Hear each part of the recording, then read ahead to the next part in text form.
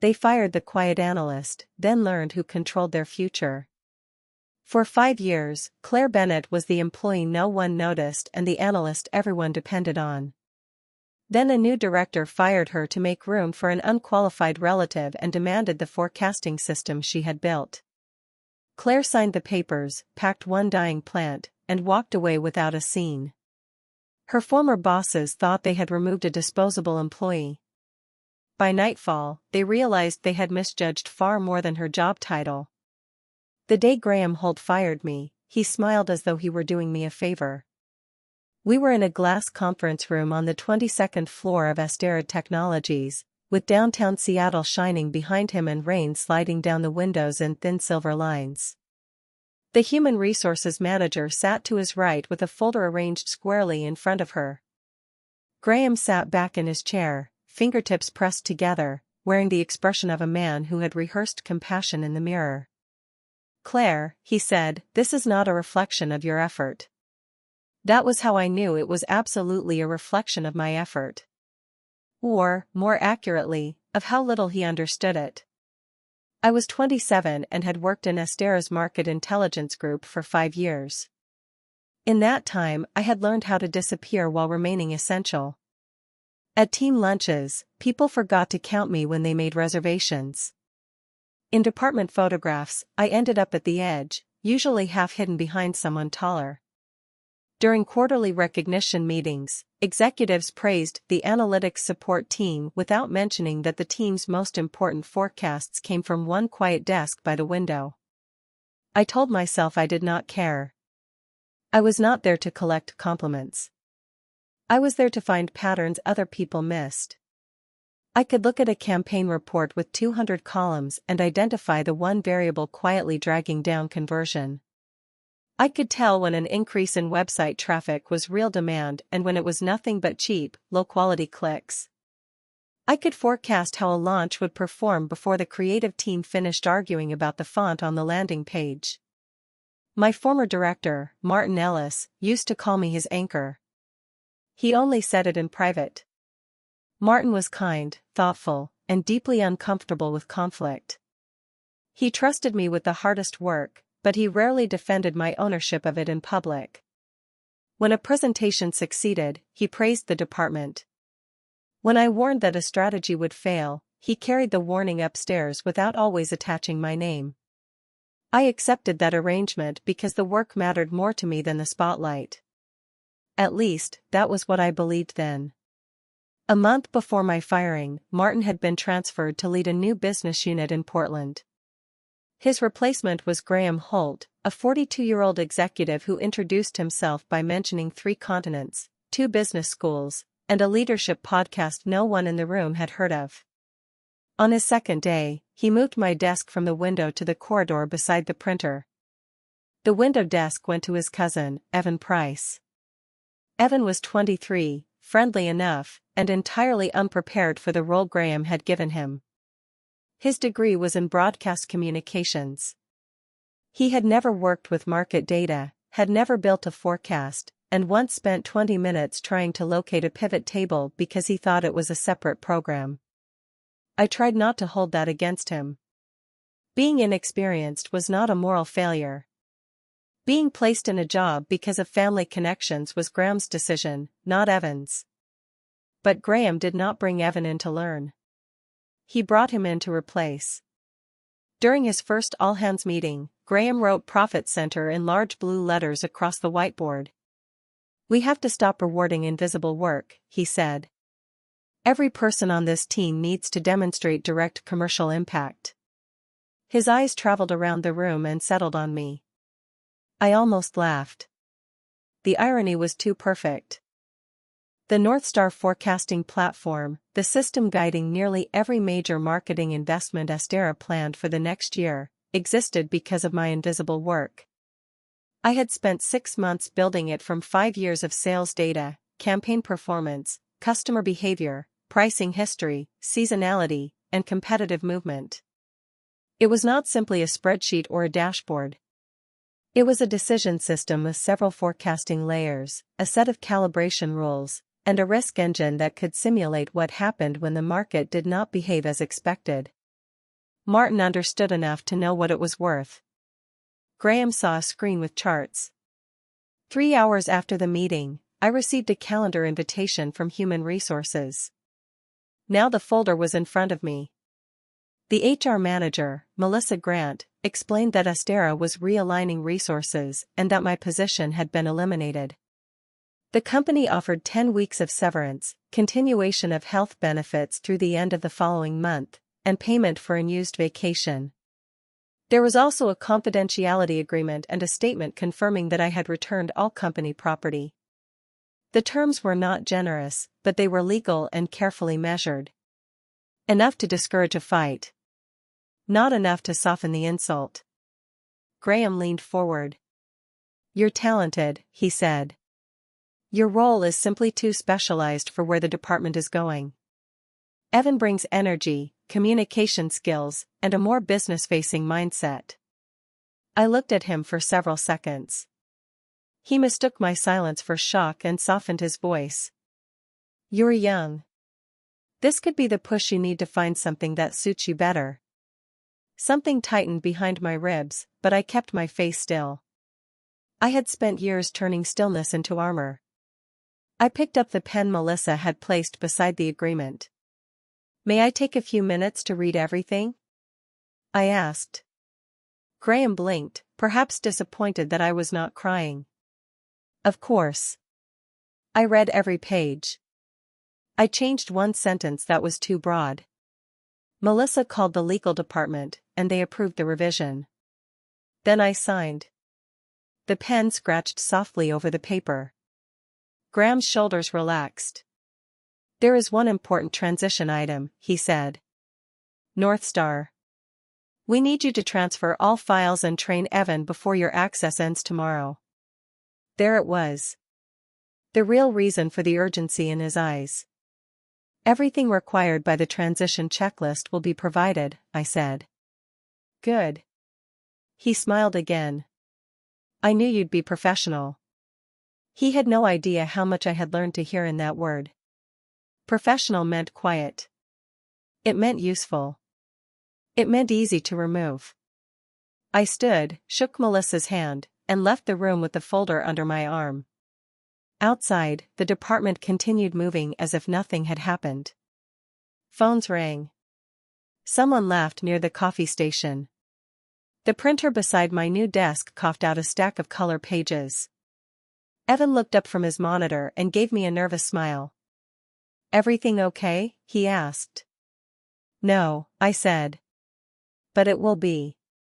His smile faded. I sat down and opened the North Star transition file. I did not delete anything. I did not damage anything. I did not hide company code or take data that belonged to Astera. By the end of the day, I had organized every source file, model version, vendor dependency, maintenance schedule, and standard operating procedure. I created a checklist with links. I recorded a 90-minute training session. I wrote down the names of the people who could approve access changes and the dates of the next required recalibration. What I could not transfer in one afternoon was 5 years of judgment. North Star could generate a prediction. It could not teach Evan when the prediction was built on contaminated traffic, when a sudden customer trend was real, or when an apparently positive result was the first sign of a larger failure. Those decisions were explained in the documentation, but explanation was not experience. At 4:30 the next afternoon, Evan sat beside me with the transition binder open across his knees. "Okay," he said, staring at the screen. "So if I want the national forecast, I select the horizon scenario?" "Only if the channel mix is unchanged," I said. "If paid social is more than 12% above baseline, use the split scenario and validate the source quality first." He frowned. "Why?" "Because paid social traffic behaves differently from direct demand. If you combine them without adjustment, the model will overstate conversion." "Right." He typed something into his notes. "Can't the system just know that?" "It can detect some of it. It can't know what your team changed unless you tell it." He looked toward Graham's office. Graham said the whole point was that this thing runs itself. No serious forecasting system runs itself. That answer seemed to worry him. I closed the binder and slid it toward him. The training recording is in the transition folder. The support contacts are on page 3. Do not change the baseline weights without approval from data engineering. And do not publish a forecast unless you have completed the validation checklist. Evan nodded too quickly. Graham appeared a few minutes later, glanced at the binder, and clapped a hand on Evan's shoulder. See? Easy, he said. I looked at Evan. He did not look back. My personal belongings fit into one cardboard box, 3 books, a framed photograph of my parents, a ceramic mug, a charger, and a pothose plant that had begun to droop after a month beside the printer. 5 years of my life left room at the top. Graham walked me to the elevator. No hard feelings, he said as the doors opened. Seattle is a small business community. I'm sure our paths will cross. I'm sure they will, I said. The doors closed before he could interpret my expression. Outside, the rain had stopped. The wet pavement reflected the orange light of the evening, and the glass tower behind me looked almost beautiful. I sat on the edge of a concrete planter in the plaza and set the box beside me. For several minutes, I watched people stream through the revolving doors, heads down, badges swinging, already thinking about dinner or traffic or the messages waiting on their phones. No one noticed me. For once, the feeling did not make me calm. It made me tired.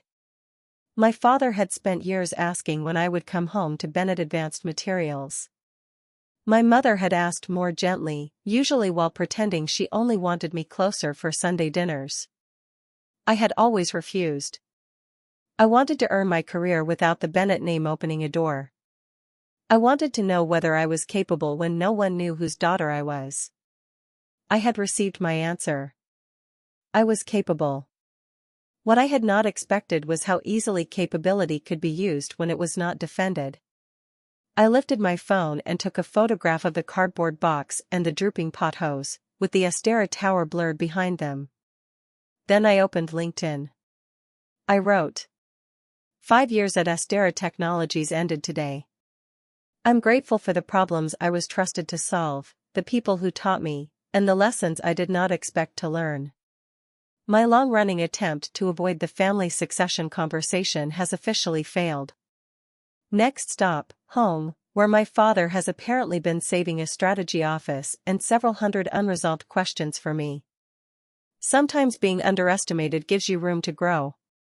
Sometimes it only teaches you when to leave. I read the post twice. Then I added one final line. Onward. I pressed publish. For the first 10 minutes, nothing happened. I drove home to my condo in Queen Anne, set the box on the kitchen floor, and carried the pothose to the window. By the time I filled a glass with water, my phone had begun to vibrate. A message from a former coworker appeared first. Your family has a company? Then another. Wait. Bennett as in Bennett Advanced Materials? Then 3 more. Claire, call me. Is this real? I had no idea you were related to them. The number beside the LinkedIn notification icon climbed so quickly that I stopped looking. Astera's internal group chat, which I could still see because someone had forgotten to remove me, erupted in screenshots of my post. People who had barely spoken to me in 5 years suddenly remembered every rumor they had ever heard about Bennett Advanced Materials. The company was not famous to the public, but anyone in Pacific Northwest technology manufacturing knew it. My father's firm produced specialized thermal and composite materials used in high-performance electronics. Astera depended on several of those components for its hardware partnerships. The messages became more frantic when someone connected my mother's maiden name to Mercer Ridge Capital. My uncle, Thomas Mercer, was the founder and managing partner of Mercer Ridge, one of Astera's largest institutional investors. The firm held 15% of Astera's shares and 2 seats on its board. No one at Astera had known he was my uncle. I had made sure of that. My phone rang. The caller ID showed Michael Grant, Astera's Executive Vice President of Strategy. I let it go to voicemail. A connection request arrived from Richard Dalton, Astera's founder and chairman. Then one from his chief of staff. Then a text from Graham. Claire, I think there has been a misunderstanding. Please call me as soon as possible. I stared at the message until the screen dimmed. The phrase was almost impressive in its dishonesty. There had been no misunderstanding in that glass conference room. Graham had understood exactly what he was doing. He simply had not understood who he was doing it to. That distinction mattered to me. My father called at 6:12. Are you all right? He asked before I could say hello. His voice was controlled, which meant he was furious. I'm fine. Your mother says fine is what you say when you've been hit by a truck and do not want to inconvenience the driver. I smiled despite myself. I wasn't hit by a truck. You were fired by an idiot. That is less physically dangerous. Claire. His voice softened. Why didn't you call us first? I leaned against the kitchen counter. The room felt suddenly quiet around me. Because I knew you would want to fix it. I do want to fix it. I know. But I needed to decide what I wanted before everyone else started deciding for me. He was silent for a moment. All right, he said. What do you want? I looked at the box on the floor and the plant in the window. I want to come home tomorrow. My father exhaled. It was not quite a laugh, but it carried the same relief. Your mother has kept your room ready for 9 years. I have a condo, Dad. Do not ruin this for her. I laughed then. The sound surprised me. I'll be there for dinner. Good. And Claire? Yes? Thomas called me. Astera's board meets next Tuesday. I closed my eyes. Of course my uncle already knew. Does he want me there? I asked. He said that depends on whether you want to be there.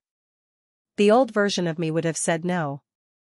She would have chosen peace, avoided the confrontation, and let more powerful people speak on her behalf. I looked at Graham's text again. Then I looked at the North Star transition checklist I had saved for my personal employment records. It contained no company data, only proof of what I had delivered, when I had delivered it, and who had accepted it. I do, I said. But first, I need to see Uncle Thomas. Mercer Ridge Capital occupied the top 3 floors of a tower overlooking Elliott Bay. When I arrived the next morning, the receptionist greeted me by name and directed me to my uncle's office without asking for identification. That small courtesy felt strange after 5 years of being overlooked. Thomas stood near the windows, finishing a call. He was 52, silver at the temples, and calm in the way of people who rarely needed to raise their voices.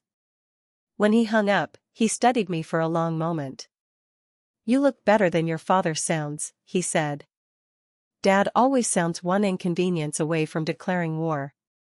He asked whether pulling Astera's supply allocation would be considered an overreaction. It would. I told him the same thing. Thomas gestured toward the seating area. Coffee? Yes, please. He poured 2 cups himself, then handed me one and sat across from me. Tell me everything, he said. So I did.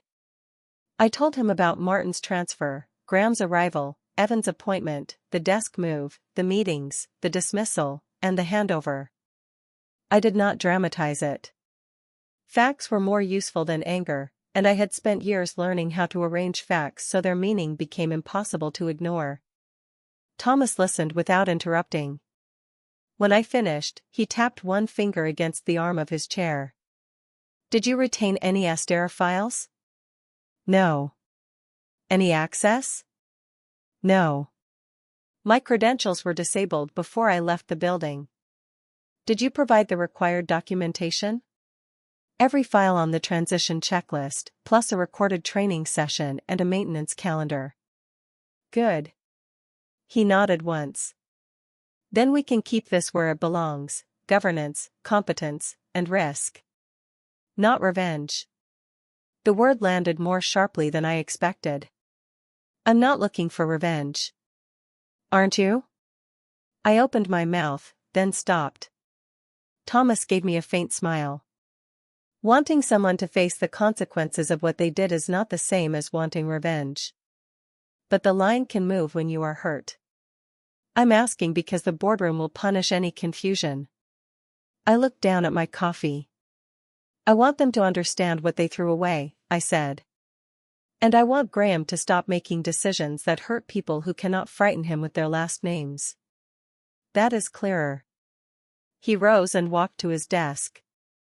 When he returned, he carried a slim folder marked Confidential, Board Materials. As one of Astera's major investors, Mercer Ridge receives operational risk reports, he said. Northstar is now listed as a material dependency for the Dawn campaign. Dawn was Astera's largest product launch in 3 years, a consumer platform intended to reposition the company beyond its traditional business clients.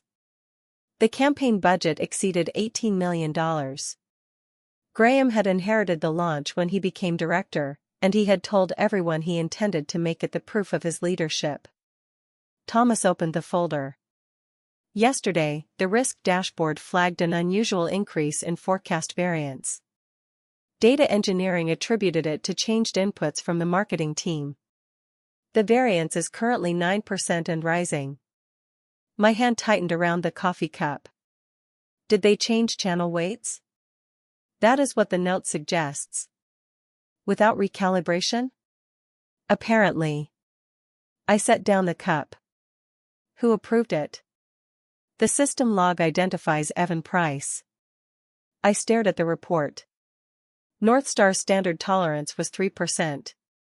At 5%, every output required review.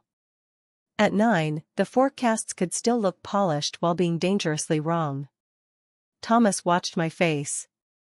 What happens if the variance continues? He asked. The model will not collapse, I said. That is not how it works. It will keep producing answers. That is worse. If the team trusts those answers, it may direct money toward channels that appear efficient only because bad inputs made them look efficient. And the Dawn campaign? Graham's plan depends on rapid paid acquisition. If Evan increased the paid social weight without validating traffic quality, Northstar will overestimate conversion and underestimate reputational risk. Thomas leaned back. How much damage? I need the approved campaign plan and anonymized system logs to say responsibly. You can have them under a consulting confidentiality agreement. I looked up. I'm not a Mercer Ridge employee. Not yet.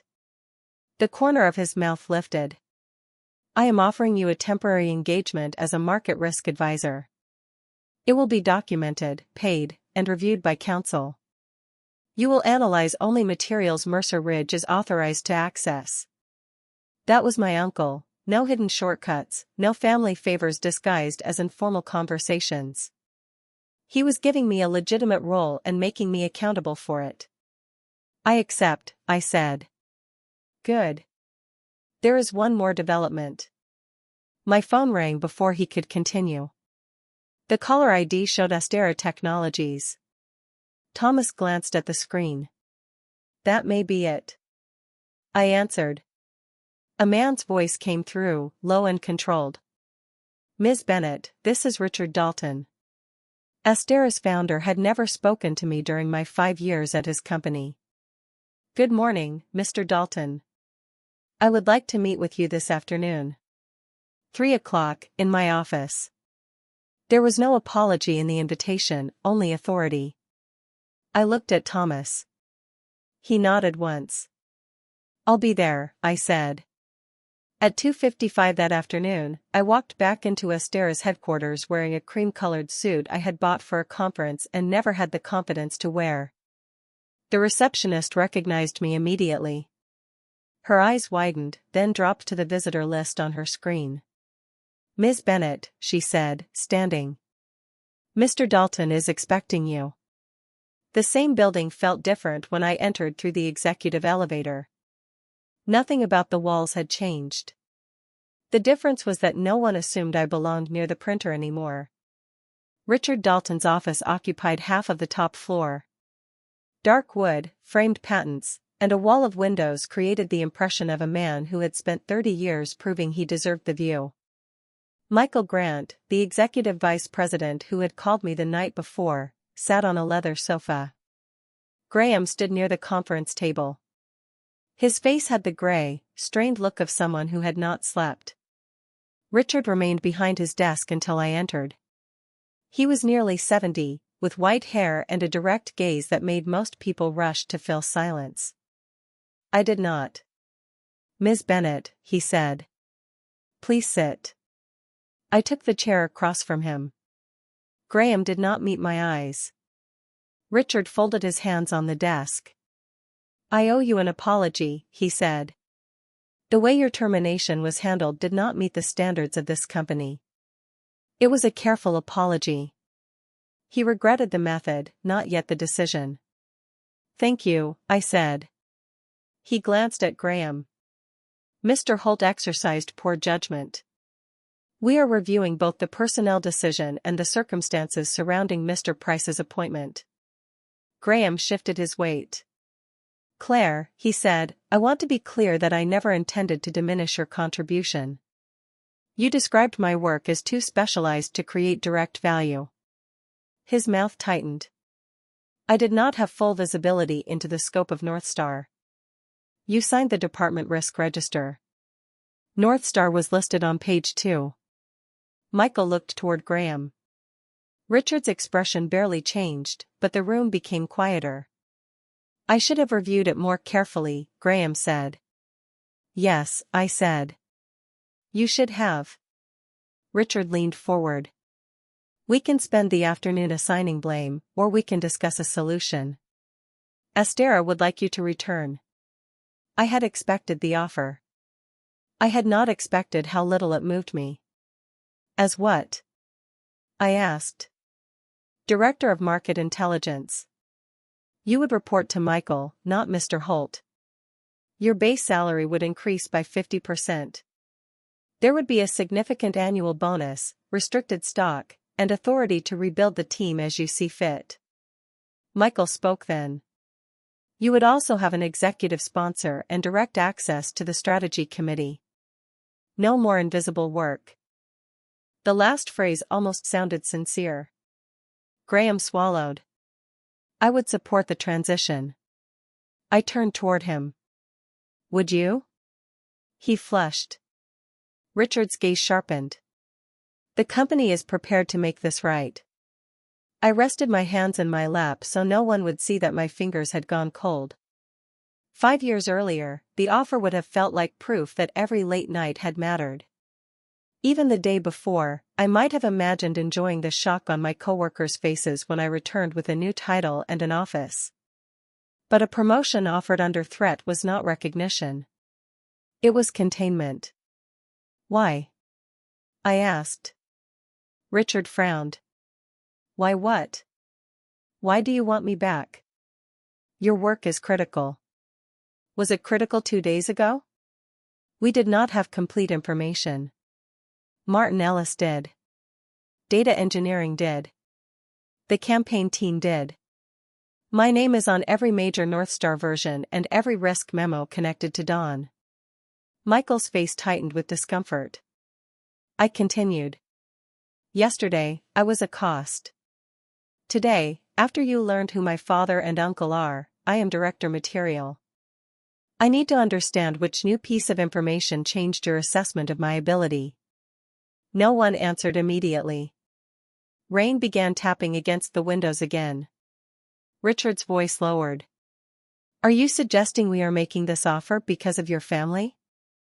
"I am asking whether I would be sitting here if my LinkedIn post had said I was going home to an empty apartment and a job search."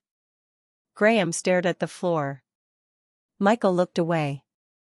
Richard held my gaze longer than either of them. Finally, he said, "Your family connections accelerated our attention." It was the first honest sentence in the room. I nodded. "Thank you.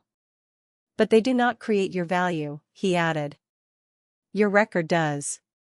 My record existed before you were afraid of losing me." The words came out more quietly than I expected. For the first time, anger pushed through the calm I had practiced for years. "I do not need everyone at Astera to like me," I said. "I never did. But this company allowed important work to become invisible because recognizing it would have required managers to challenge louder people. Martin trusted me, but he did not advocate for me. Graham did not understand me, so he removed me. No system noticed the difference until risk reached the executive floor." Richard's jaw tightened, though not in anger at me. I could see the calculation behind his eyes. "I cannot accept your offer," I said. Michael sat forward. "Claire, the role can be adjusted. If the reporting line is the issue."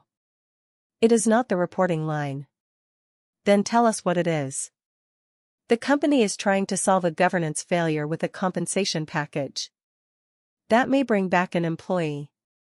It will not fix the reason she was disposable in the first place." Graham finally looked at me. "What do you want?" he asked. His voice was rough. The question sounded less strategic than frightened. "I want a complete review of Evan's hiring and access approvals. I want the North Star changes examined before Dawn spends another dollar. I want the board to understand the risk created when managers can replace expertise with loyalty and call it restructuring." Richard's eyes narrowed slightly. "You have information about North Star?" "Mercer Ridge has retained me as a temporary market risk advisor. Your investor reporting shows a material variance tied to recent marketing inputs. I am analyzing the authorized records now." Michael went still. Graham's face lost what little color remained. Richard stood slowly. "Thomas Mercer retained you?" "Yes." "As of when?" "This morning." He walked to the window, hands clasped behind his back. The significance was not that my uncle had found me a job. The significance was that one of Astera's largest investors had formally engaged the employee Astera had just fired to examine a risk Astera's new director had created. Richard turned. "The quarterly board meeting is Tuesday." "I know. Will you be presenting?" "If Mercer Ridge asks me to." "And will it?" I stood and picked up my bag. "Yes." Graham stepped forward. "Claire, please. We can resolve this internally. You had the opportunity to resolve it internally when I explained the validation process to Evan. You told him North Star was easy. I was trying to build his confidence. You gave him production access to an $18 million campaign. He was under supervision." "Whose?" Graham's mouth opened, then closed. I turned to Richard. "The board should receive the facts before Tuesday. I will send my report through Mercer Ridge Council. I will not discuss confidential findings outside that process." Richard nodded once. His expression was unreadable now. "Ms. Bennett," he said, "I hope you understand that Astera has no intention of being threatened by a family relationship." I paused at the door. "I am not threatening Astera. My father's company will honor every contract it has signed. My uncle's firm will follow every investor obligation. I will follow my consulting agreement." I looked back at Graham. The facts are doing the threatening. Thomas had reserved a small conference room 1 floor below Richard's office. When I entered, he was sitting at the table with his jacket off, reading a copy of Astera's Dawn campaign plan. "How many offers?" he asked without looking up. "1. Director?" "Yes." "Stock?" "Yes." He turned a page. "And?" I declined. Now he looked up. "How did that feel?" "Less satisfying than I expected." That is usually how the right decision feels at first. I sat beside him and opened my laptop. For the next 6 hours, we worked through the authorized materials with 2 members of Mercer Ridge's risk team and outside counsel. The data had been anonymized where required, but the pattern was unmistakable. 3 days earlier, Evan had changed the channel weighting in Northstar. He had classified a low-cost social campaign as high-intent acquisition because it generated an unusually high click-through rate. The traffic looked promising on the surface. In reality, most visitors remained on the site for less than 4 seconds, came from duplicated device clusters, and had almost no downstream engagement. Northstar's validation layer would have flagged the traffic if Evan had completed the quality review. He had skipped it. The system log showed that he had acknowledged a warning and selected override. The next morning, he changed the baseline conversion assumption to match the inflated traffic. That caused Northstar to learn from the error. Each subsequent forecast treated the low-quality clicks as evidence of growing demand. By Thursday evening, the variance had reached 14.8%. Worse, Graham had used the inflated forecast to recommend moving $6 million of Dawn's launch budget into the same channels. I sat back from the screen. He is creating a feedback loop, I said. One of the risk analysts, Maya Chen, nodded. Bad traffic raises the forecast. The raised forecast justifies buying more bad traffic. And every purchase makes the model more confident, I said. Thomas studied the campaign plan. Could a competitor exploit this? Yes. I pulled up the public-facing ad strategy and the scheduled media placements. Dawn is positioning itself around trust and simplicity. Graham's plan uses aggressive acquisition and broad targeting. If a competitor pushes cheap negative engagement traffic into the same channels, Astera will spend money amplifying the wrong audience while social sentiment deteriorates. Explain that without analytics language, Thomas said. They will pay to invite people who do not want the product, then mistake the crowd for demand. He nodded. That belongs in the presentation. Maya enlarged another dashboard. There is also a timing problem. The first campaign wave is scheduled for Monday morning. I stared at the date. The day before the board meeting? Thomas's expression hardened. Graham moved it forward. The original launch plan said Wednesday. He wants early numbers before the board meets, I said. Can we prove that? Not from this report. We do not need motive if we have action, Thomas said. Stay with what we can prove. That became the rule for the weekend. I worked at Mercer Ridge on Saturday and at my parents' house on Sunday. My mother brought food into my father's study and complained that no one was eating enough. My father paced whenever he read a new page of the report. At one point, he stopped behind my chair. Astera has been pushing our prices down for 2 years, he said. They extended payment terms again last quarter. I could suspend the next allocation until this is resolved. No. He frowned.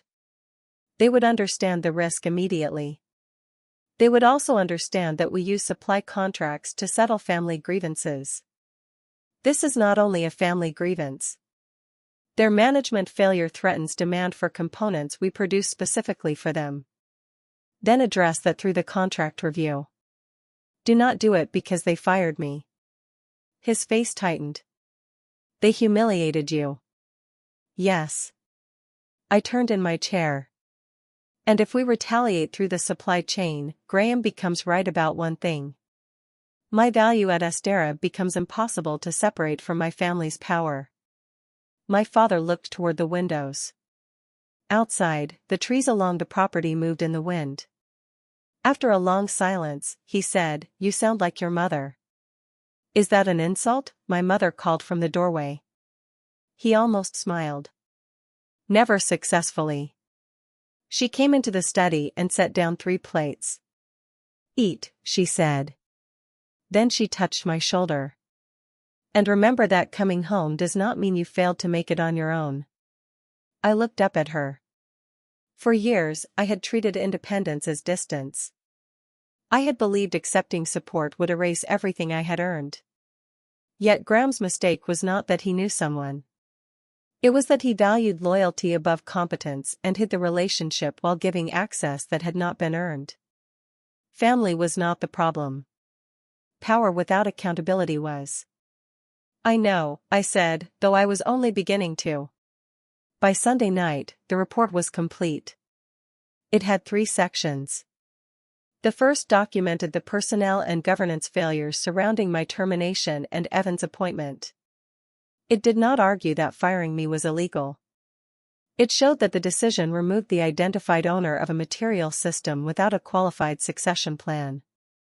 The second explained Northstar's current condition. The platform remained technically stable, but the forecasts were unreliable because unvalidated assumptions had contaminated the baseline. The third modeled the Dawn campaign under 3 scenarios: normal launch, quality-controlled launch, and adversarial interference. Under Graham's current plan, a competitor could reduce real conversion by more than 40% while increasing negative brand mentions at a fraction of Astera's media budget. At the end, I added recommendations. Pause Monday's launch wave. Restore the last validated Northstar baseline. Place production changes under dual approval. Assign a qualified interim owner. Conduct an independent review of related party hiring and risk controls. No speeches. No threats. Just actions. Thomas read the final page twice. This will be uncomfortable, he said. It should be. He closed the folder. Are you ready for Tuesday? Yes. He studied me. You answered too quickly. I exhaled and looked at the dark windows of his office. No, I admitted. But I am going anyway. At 7:14 on Monday morning, Maya called me. The launch wave is live, she said. I sat up in bed. They ignored the recommendation? Mercer Ridge sent the preliminary notice last night. Astera acknowledged receipt but said the campaign team had already committed media spend. Committed is not the same as irreversible. I know. I reached for my laptop. What are the first indicators? Volume is 22% above forecast. That is not good news. No. Average session duration is down 61%. Complaint mentions are beginning to rise.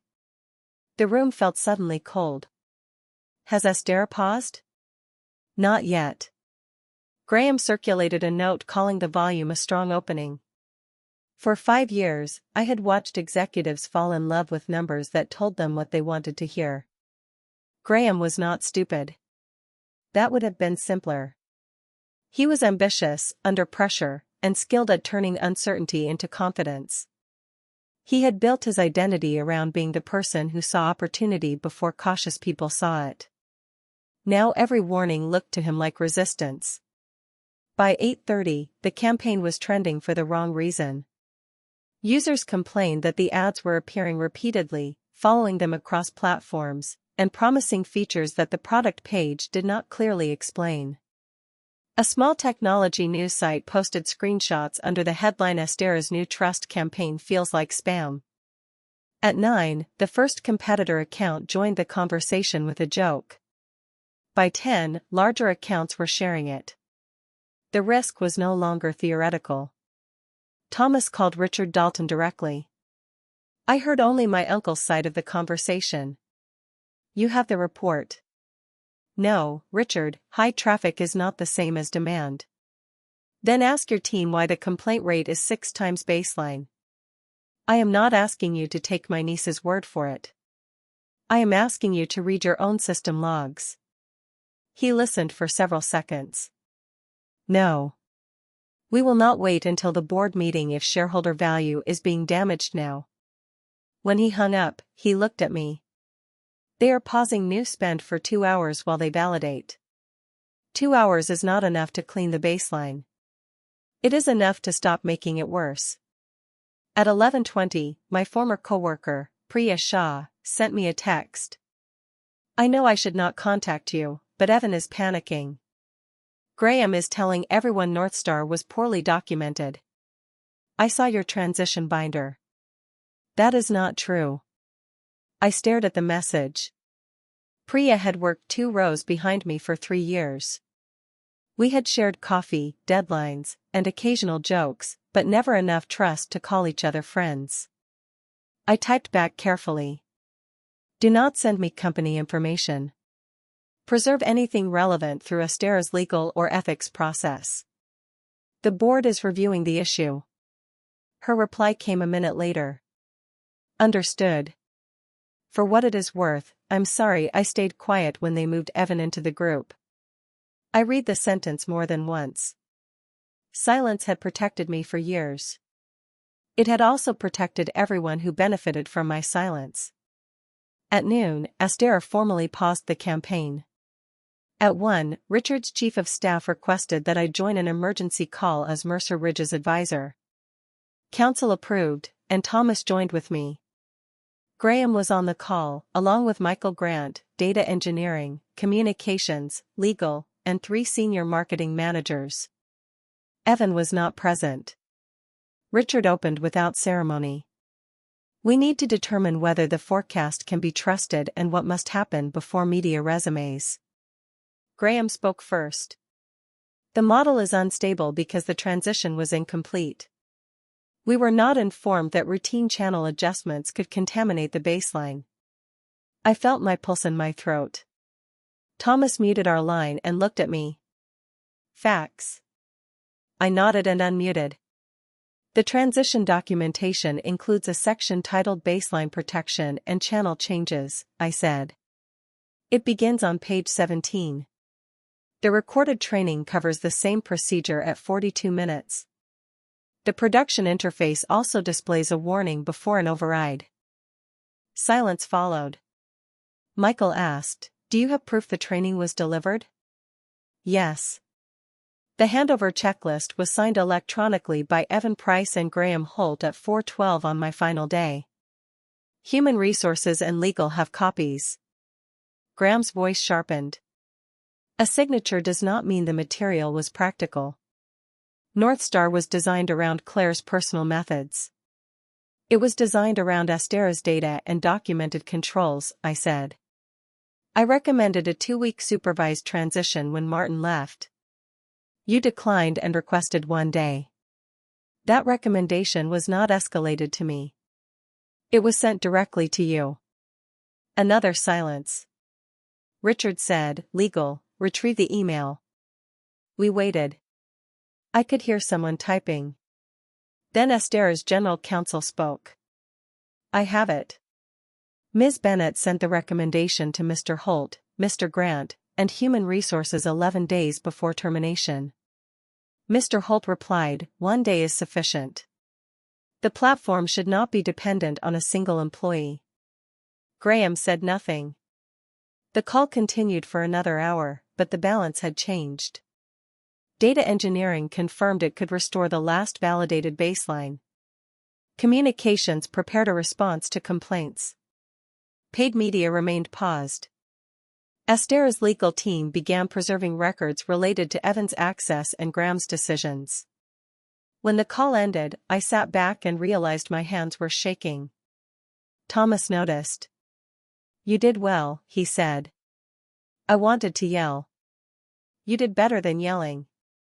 That does not make it feel better. No, he closed his laptop. But tomorrow is not about feeling better. It is about making sure this cannot happen again. The board meeting began at 9 on Tuesday morning. I arrived with Thomas and Maya carrying 6 bound copies of the final report.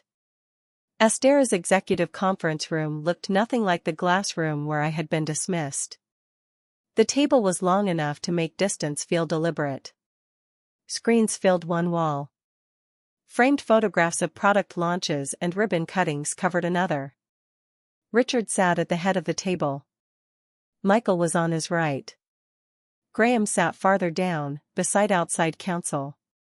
His tie was perfectly straight, but the skin beneath his eyes was dark. Evan was not at the table. The directors introduced themselves, though most already knew exactly who I was. Some were warm. Some were cautious. One glanced from me to Thomas as if trying to calculate how much of my presence came from expertise and how much came from blood. I understood the suspicion. It was the same question I had asked myself. Thomas opened the presentation. Mercer Ridge requested this review because Astera identified Northstar as a material dependency for the Dawn launch. The review found failures in system governance, campaign controls, and executive decision-making. Claire Bennett conducted the market and model analysis under a formal advisory agreement. Myachin independently validated the findings. He turned to me. I stood. For a moment, I saw the room the way I would have seen it a week earlier, too important, too polished, full of people whose approval could change my life. Then I remembered the printer beside my desk. Northstar is not broken, I began. It did what it was told to do. The problem is that the team changed what it was told to believe. The first slide showed a simple line chart. The validated forecast remained within tolerance. The altered forecast climbed sharply away from actual customer behavior. I explained the channel change, the skipped quality review, the override, and the contaminated baseline. I avoided technical language unless a director asked for it. I showed how low-quality clicks had been classified as high-intent demand. I showed how that assumption moved $6 million toward the wrong channels. Then I showed Monday's results. Traffic had risen 22%. Qualified leads had fallen 18%. Complaint mentions had increased more than 600%. The campaign had spent nearly $1.4 million before the pause, including committed placements that could not be recovered. One director, a former software executive named Linda Park, leaned toward the screen. How much of that loss was caused by the model, she asked. None of it was caused by the model alone, I said. Northstar provided warnings. People overrode them. The larger failure was treating a decision system as a substitute for qualified judgment. Graham's attorney whispered to him, but he spoke anyway. This presentation ignores the practical problem, he said. A system that depends on one person's interpretation is not operationally mature. That is true, I said. He seemed surprised by my agreement. Northstar had a concentration risk, I continued. I documented that risk 3 times and requested a trained backup. The requests were deferred under Martin Ellis and rejected under Mr. Holt. I changed the slide. 3 emails appeared, each with dates, recipients, and recommendations. 1 proposed cross-training. 1 requested dual approval for baseline changes. The final one warned against assigning production ownership to an inexperienced analyst without supervision. The concentration risk existed because management chose not to spend time addressing it, I said. Then management removed the system owner without a replacement plan. Linda looked toward Richard. Why was this not on the board risk summary? Michael answered. The department reported Northstar as stable. Who submitted that report? Graham's voice was tight. I did, based on the information available. I placed the signed transition checklist on the screen. This information was available. The room went still. I did not enjoy the silence as much as I had imagined. Graham looked older than he had a week before. Not defeated. Cornered. He cleared his throat. I accept that mistakes were made. But the personnel issue is being exaggerated because Ms. Bennett's family has influence over this company. Thomas did not move. I felt heat rise into my face, but I kept my voice level. My family did not write your email rejecting a 2-week transition. My family did not approve Evan's access. My family did not select override. My family did not move the launch forward after receiving a written risk warning. A director near the far end of the table looked up. The launch was moved forward? Maya displayed the project timeline. Yes. The campaign team changed the first media wave from Wednesday to Monday. The change was approved by Mr. Holt on Friday evening. Richard turned to Graham. Why? Graham's jaw worked before he answered. The media opportunity was favorable.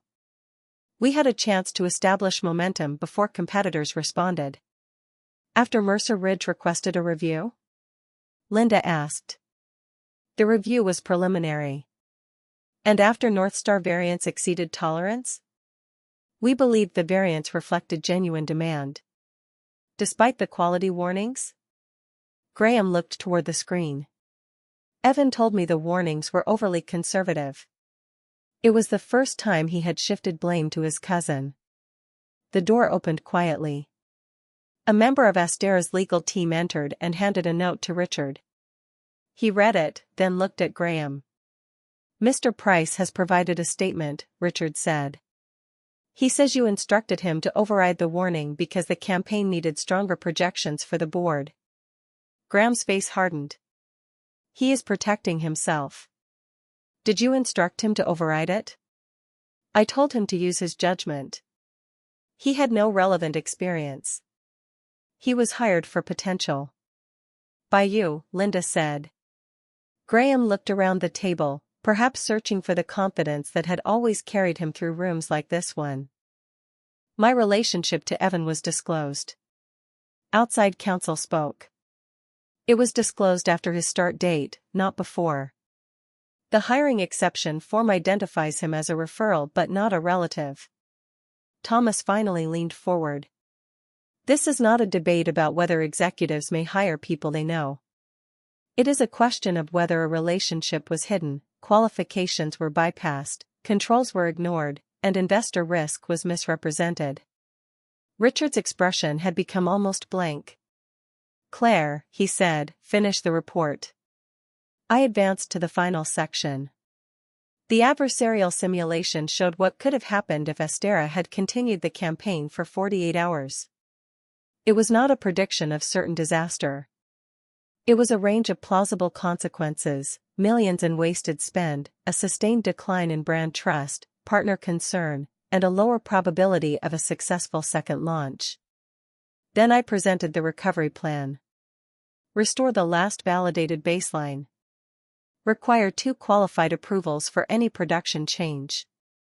Separate campaign performance targets from model governance. Assign an interim owner from data engineering and train 2 market analysts as backups. Establish a related party hiring review for roles with access to material systems. Finally, create a process for technical employees to escalate risk beyond their immediate manager without fear of retaliation. One of the directors asked, who should lead the recovery? Everyone looked at me. I had expected that question, yet my answer still felt like a door closing. Not me as an Astera employee, I said. Richard's brows drew together. I will complete a limited advisory engagement if Mercer Ridge and Astera agree on scope, authority, and an end date. I will help stabilize Northstar and train the internal team. But I will not return to the structure that made this failure possible. Michael leaned forward. What structure would need to change? The board has to answer that. Not me. I can tell you where the controls failed. I cannot make leadership value quiet expertise. Richard looked down the table. We will take a recess. The directors left through a side door. Graham remained in his chair for several seconds, staring at the closed screen. Then he stood and approached me. Thomas shifted slightly, but I gave him a small shake of my head. Graham stopped a few feet away. You think you won, he said quietly. The bitterness in his voice surprised me less than the exhaustion. No, I said. Astera lost money, employees were put in impossible positions, and a product launch was damaged. No one won. You wanted this room to humiliate me. Part of me had. I wanted this room to believe the evidence, I said. He looked toward the boardroom door. You have no idea what it is like to enter a company at my level and be expected to prove yourself in 90 days. I know what it is like to be expected to prove myself for 5 years. That is different. Yes. I had less authority to hurt people when I was afraid. His eyes flashed. For a moment, I thought he would argue. Instead, his shoulders lowered. I thought Evan would grow into it, he said. Then you should have given him a role where learning was safe. He needed a chance. So did everyone you pushed aside to give it to him? He looked at me, and something in his expression changed. Not remorse exactly. Recognition, perhaps, arriving too late to save him. The directors returned 20 minutes later. Richard read the decisions in a flat, formal voice.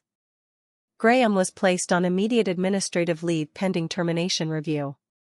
The board's special committee would examine his disclosures, hiring decisions, and campaign representations. Evan's production access was revoked, and his employment status would be reviewed separately. North Star changes were frozen. The Dawn campaign would remain paused until independent validation was complete.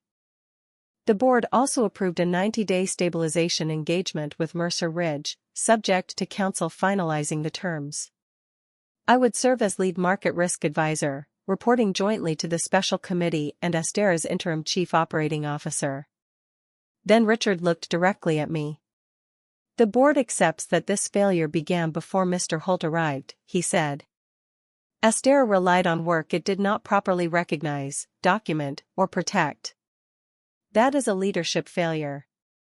It was not a perfect apology. Perfect apologies belong in stories less complicated than real life. But it was honest. Thank you, I said. When the meeting ended, Thomas and I stepped into the hallway. The city spread below us, gray water beyond glass towers. He handed me a copy of the signed resolution. How do you feel? He asked. I thought about it. Visible, I said. Good? Uncomfortable. He smiled. That is usually how growth feels at first. Stabilizing North Star took 12 days. Rebuilding trust took longer.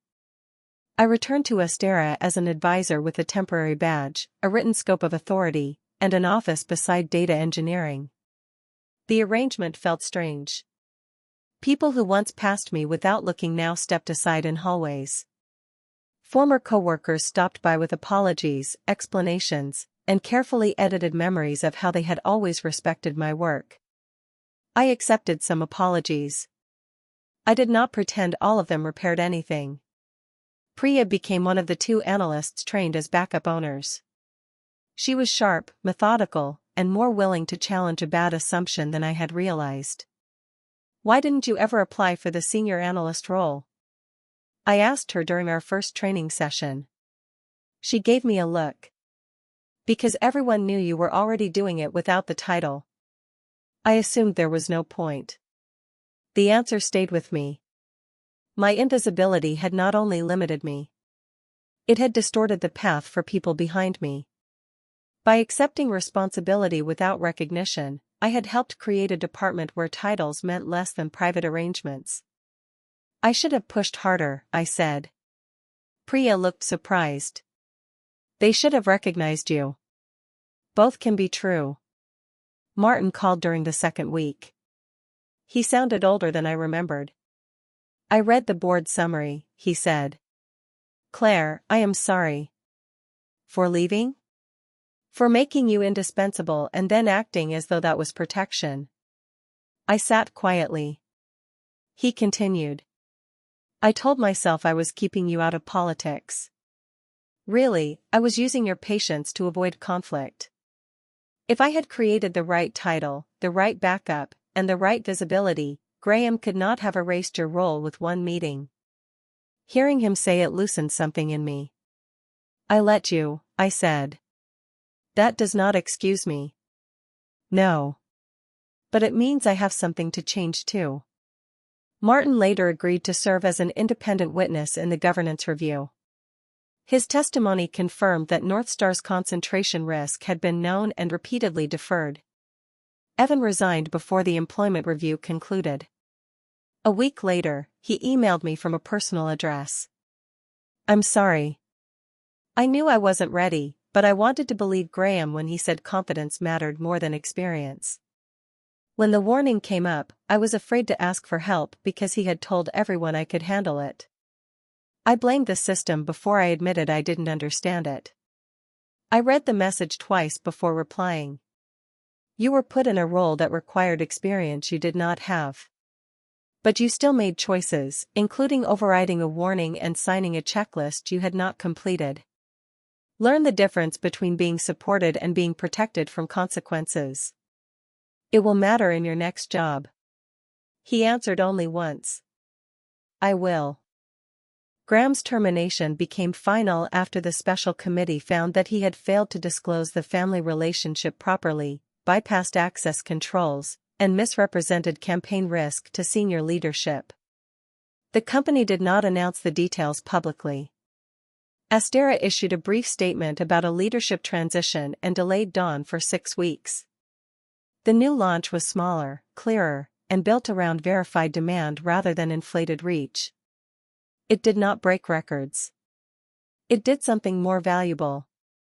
It worked. By the end of my 90-day engagement, qualified conversion exceeded the original target by 8%, complaint rates had returned to normal, and Northstar had 3 trained owners instead of 1. On my final day, Richard asked me to come to his office. This time, there was no Graham, no audience, and no folder from Human Resources.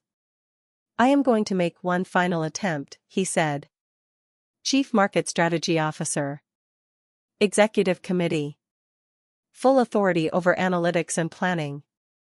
I smiled. That is a better offer than director. It is also a better structure. It is. Then why do I suspect you are about to say no? Because I am. He leaned back. Your father? My choice. I told him I was joining Bennett Advanced Materials as Vice President of Strategy and Market Development. Not as a ceremonial successor, and not directly into the chief executive role my father had once imagined. I had negotiated a defined portfolio, measurable goals, and a board review after 1 year. Richard almost smiled. You negotiated with your own father? For 3 days. Who won? My mother. He laughed, the first unguarded sound I had ever heard from him. Then his expression became serious. You were right in this office, he said. We would not have moved as quickly if we had not learned who your family was. I waited. I do not like admitting that, he continued. But companies do not improve by protecting the pride of the people who run them. No, I said. They improve by protecting the people willing to tell the truth. He stood and offered his hand. Astera owes you more than the consulting fee. The consulting fee was substantial. It was Thomas's number. That explains it. We shook hands. As I reached the door, Richard said, Claire, for what it is worth, I noticed you this time before reading your last name. I looked back. That is worth something, I said. Bennett Advanced Materials was 40 miles south of Seattle, in a low industrial campus surrounded by cedar trees and warehouses. It did not have Astera's glass elevators or skyline views. It smelled faintly of machine oil, coffee, and the hot mineral scent of the production floor. On my first morning, my father met me in the lobby with a badge that read Claire Bennett, Vice President, Strategy and Market Development. No printer corridor? I asked. We considered it. My mother, who had come solely to take photographs and embarrass both of us, told him to behave. My new office was modest, with one wide window overlooking the manufacturing line. On the desk sat my pothose plant in a larger ceramic pot. The leaves had lifted again and new green growth curled from one vine. You brought that thing? My father asked. It survived Astera. So did you. I touched one of the new leaves. Not unchanged. He nodded as though he understood. My first major project was not glamorous. Astera had been pressuring Bennett Advanced Materials for lower prices and longer payment terms, while relying on specialized components that required expensive production capacity. Before my firing, my father would have treated the negotiation as a contest of leverage. After everything that happened, we approached it differently. We built a transparent cost model. We proposed volume commitments, fair payment schedules, and shared forecasting. Astera agreed to fund part of the capacity expansion in exchange for supply stability. Both companies gained more than either would have gained through threats. That mattered to me. Power did not have to become punishment. A year later, Bennett Advanced Materials had a small market intelligence team of its own. Every critical system had at least 2 trained owners. Every major project listed contributors by name. Promotion criteria were written, not whispered. Employees could challenge a forecast without challenging a person's status. We still made mistakes. People still took credit too quickly and listened too slowly. No policy could remove ambition, fear, or ego from a workplace. But invisibility was no longer treated as a virtue. On the anniversary of my firing, LinkedIn reminded me of the photograph I had posted: a cardboard box, a tired plant, and the blurred tower behind me. The post had received thousands of reactions. For months, strangers had called it a story about revenge, wealth, or a secret heiress revealing herself at the perfect moment. They were not entirely wrong. But that was not how I remembered it. I remembered the pen scratching across the separation agreement. I remembered Evan asking whether Northstar could simply know what people had changed. I remembered asking Richard whether he would have called if I had gone home to an empty apartment. I remembered standing in the boardroom with my hands cold and my voice steady. Most of all, I remembered how easy it had been to confuse silence with strength. I had spent 5 years proving that I could succeed without my family's name. In the process, I had let other people remove my name from the work itself. The lesson was not that powerful relatives would eventually rescue me. They did not. They opened a legitimate door, and then I had to walk through it carrying evidence, accountability, and choices of my own. The lesson was that independence did not require isolation, and humility did not require erasure. I opened the old post and added a comment. 1 year later, the plant recovered. So did I. Then I put my phone face down and looked through the window at the production floor below.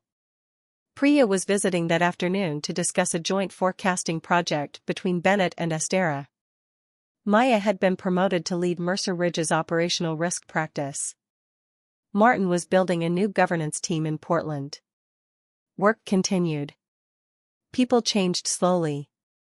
Consequences did not repair everything, but they created space for something better.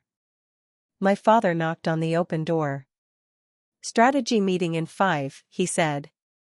"I'll be there." He looked at the plant. "You know, that vine is getting out of control. It is growing." "Same thing, from a facilities perspective." I smiled and followed him into the hall. For years, I had thought being unseen gave me freedom. It gave me quiet, but it also gave other people permission to decide what I was worth. I did not need to become the loudest person in the room. I only needed to stop disappearing from it.